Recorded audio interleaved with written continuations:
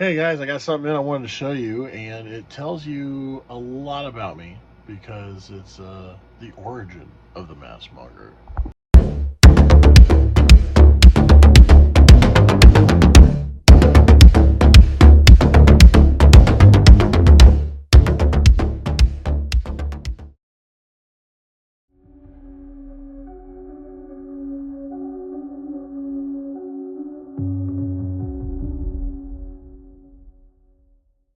Guys, how's it going? MaskMonger here. Vinny around like Tim Cecil, Johnny the Fridge, Chill, whatever you want to call me. Just don't call me late for dinner. Anywho, welcome to my channel. We do unboxings, boxings, show and tell, all kinds of stuff. And today, I want to show you something cool that I actually got at the Goodwill outlet. If you guys are familiar with a Goodwill outlet, have you ever seen, like, you know what Goodwill is, right? Well, you go to a Goodwill where it's nothing but a bunch of big bins. They've changed it now. It used to be bins that they would wheel stuff in, and when they tell you to go, you would just sort through, sift through. A lot of people wear gloves and stuff because of like broken glass and everything, but you would find stuff, fill up your cart, and you would pay by the pound. They still do that. But now what they do is they're all these big gigantic conveyor belts, and the stuff will come down, run across, and then you go through it. When it's done, it pulls it all back in. The problem I have with that is a lot of stuff gets destroyed, shattered, and everything as it's falling down out onto the conveyor belt. But anywho, one of the days I was going through stuff, I always like to look for masks. I always like looking for masks and just like canvases that I can paint over, because I'm still a painter. I like to paint things.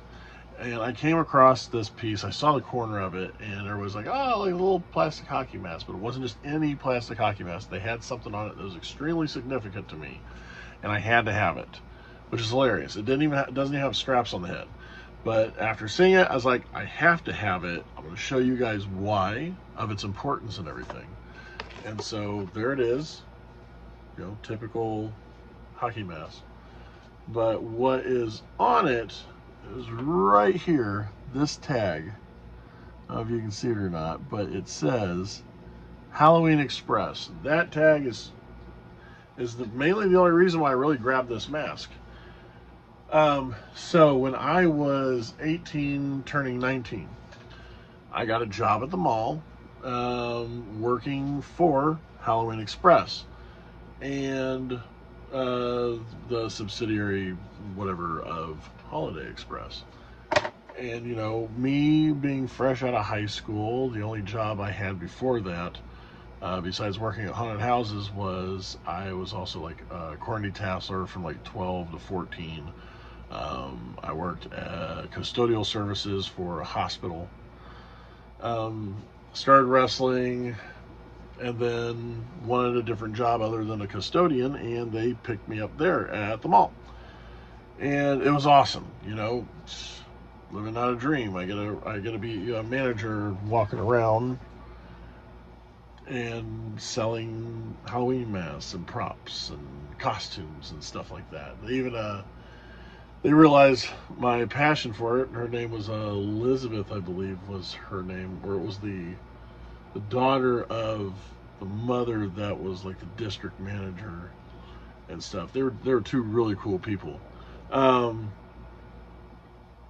They kind of gave me a little more leeway into stuff because they saw how my mind worked. They saw my passion for like Halloween and masks and stuff like that. And we were in an old, like, I think it was like a Lane Bryant, a former Lane Bryant that we sat up in. And so in the back, there was these changing rooms that nobody needed anymore because they didn't want the people to try on the Halloween costumes back there because, people got sticky fingers, and so they might try something on and walk out without paying. So like, what else can we do? And so I had the bright idea. I said, why not have some of our props set up back there and let people just walk and look around and stuff, have it on display, and if there's anything they see that they like, they come back out and make a purchase. And they're like, yeah, that's cool, I like that idea. Now, right at that time, the only places around, it was Halloween Express, Cow Halloween, and Ron's Halloween. Nobody else was doing it. And I don't know when Spirit Halloween came to be, because I know Spirit Halloween is owned by, I believe they're owned by Spencer Gifts. Yeah, because Halloween City is owned by Party City. So I don't know. I have to look into it, but I don't know when, Spirit Halloween came to be. There wasn't one around us at that time. Then this was like, matter of fact, I remember going to work.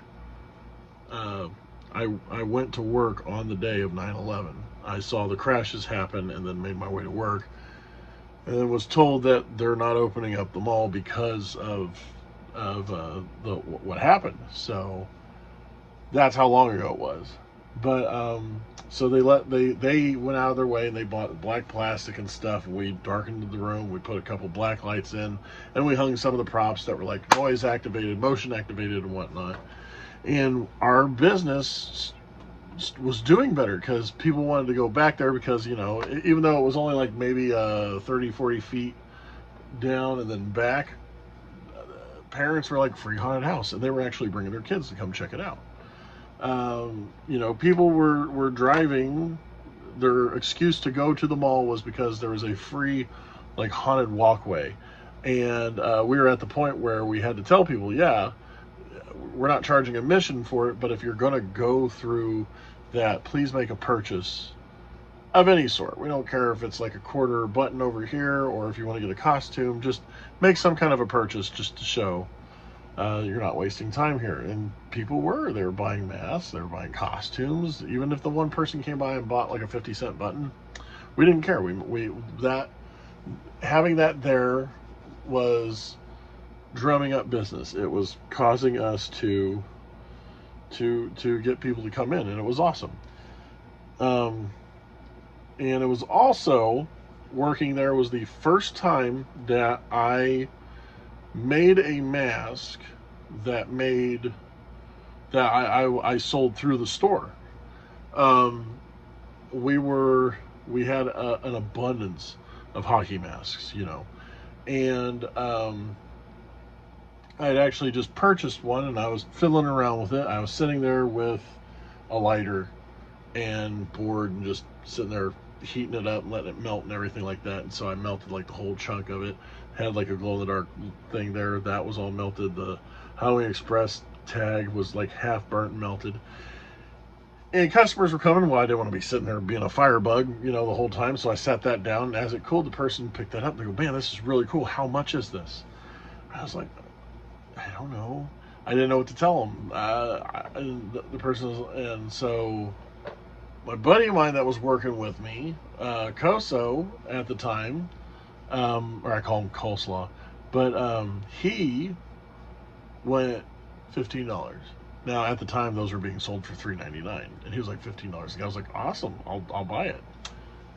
So we had to, and we rung it. The funny thing was, I should have just said cash here in my hand now, but I was just excited. So they came from the back, the district manager, and she goes, what in the world did you do with that mask? I was like, we're selling it.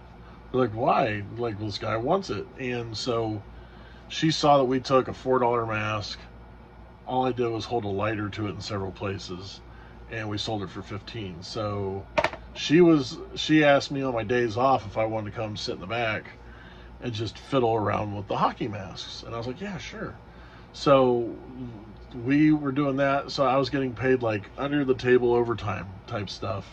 And I was doctoring up all these masks. Like I was either melting them or carving into them, different stuff here and there. And they had a special like little wall and would put the masks up there.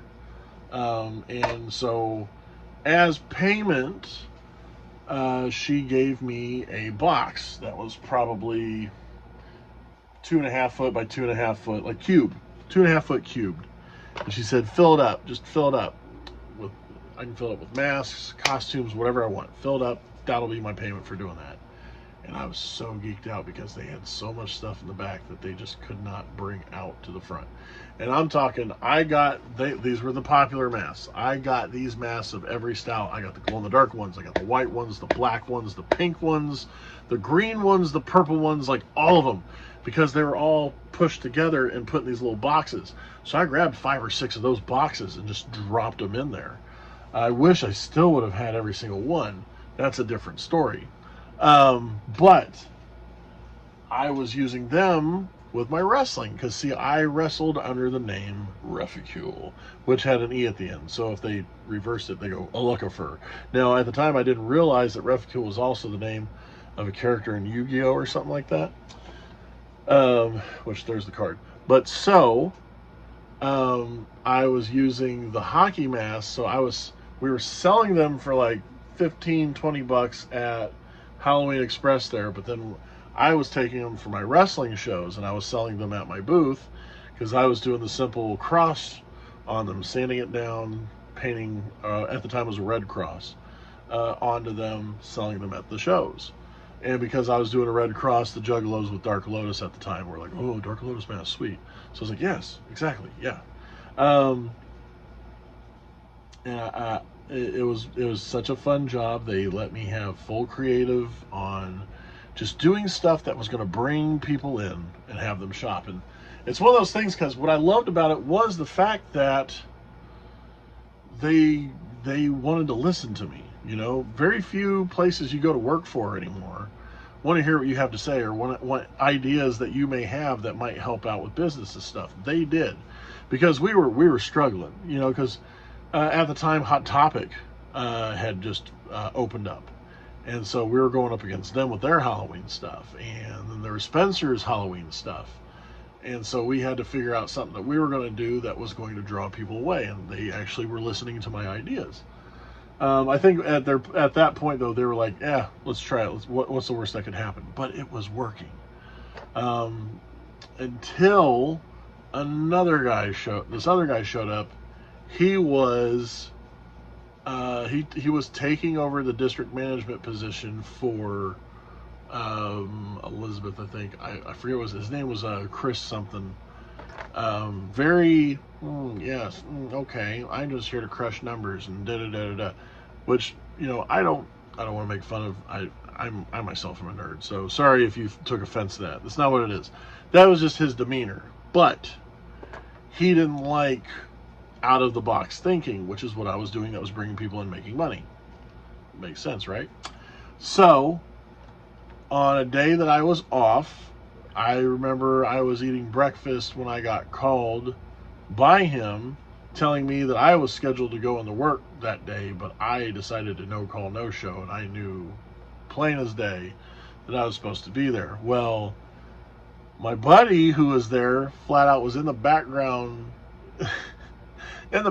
hollering out, dude, he's erasing your schedule and moving it. It's in pencil. Like, I blatantly heard him calling him out on it. And on the day that he did that, he fired me for missing the day that I wasn't even supposed to be there. Then Koso left. He quit. And because he saw what he was doing, so he already knew that he was probably going to be next in line. My buddy Lucas quit. So in that day, he lost 3 people, and he was running by himself. And so people that were coming in getting hired were kind of like locals around the mall and stuff. And on the day that I got fired from there, I remember coming in the next day to pick up my check. And I ended up getting picked up at Wave Music, and that was fun. Wave Music was kind of like an Empire Records type thing. Anyway, I digress. But yeah, they went under. You know, they didn't even make it all the way to like October 30th because he ended up. I remember going to Transworld that following year and seeing Elizabeth there because she was with the Halloween Express group or Holiday Express group looking to order stuff for the things, and she said, yeah, we closed that mall location down because he chased you guys out and we lost everybody. Like, nobody was making any money. He tore down your little haunt thing in the background, and he didn't want any creative stuff in a store. He just wanted it to be cookie cutter, bland BS. And because of that, they lost out. They were shut down even before Halloween came around. So he ended up getting fired too. That's what Elizabeth told me. So good And if you're by any chance watching this, why? Click something else. But besides being screwed over like that, I had such a blast working for Halloween Express. I don't know if there's another one around. I know there's none in Indiana. So if there is a Halloween Express around or a Holiday Express or anything, and you guys know Elizabeth or something, tell them Cecil said hey. But no, that's why this means so much to me, because just that little tag right there, just that little tag is full on super sentimental to me, and it meant so much because this mask to me represents the place and the style of mask that I use to actually sold my first mask through an actual store, and that lit the fire under me to start actually making masks to make money. And I was, like 19 at the time. So this mask, and that's why you'll see me make a lot of stuff, and I'll use a hockey mask as a base because it was my original inspiration. So that's the whole story behind this. And even though it doesn't have the head strap for it, but I'm gonna just refurbish it. I have a couple pieces of elastic that are the exact same size and make as the original, and all they do is there are two variations of it. There's this one where it was slotted and it was stitched in the back, so I think that's what I'm going to do. I'm going to stitch it, but there was also the ones where they were stapled in. I'm not going to staple it. I'm going to do the threading through and doing just a little sew job on it, and I'm going to put it on display. Like I said, this mask is nothing. Like right there, this one was $4.99, but every time I look at this, it just brings me back memories, and it reminds me of where I came from. It reminds me of the very first sale I ever did with a mask that I made, or modified, if you will, modified. And this is what got the ball rolling. This is what got the dream going. So I hope you guys enjoyed this little story time of mine, and we'll catch you guys on the next one. Yeah.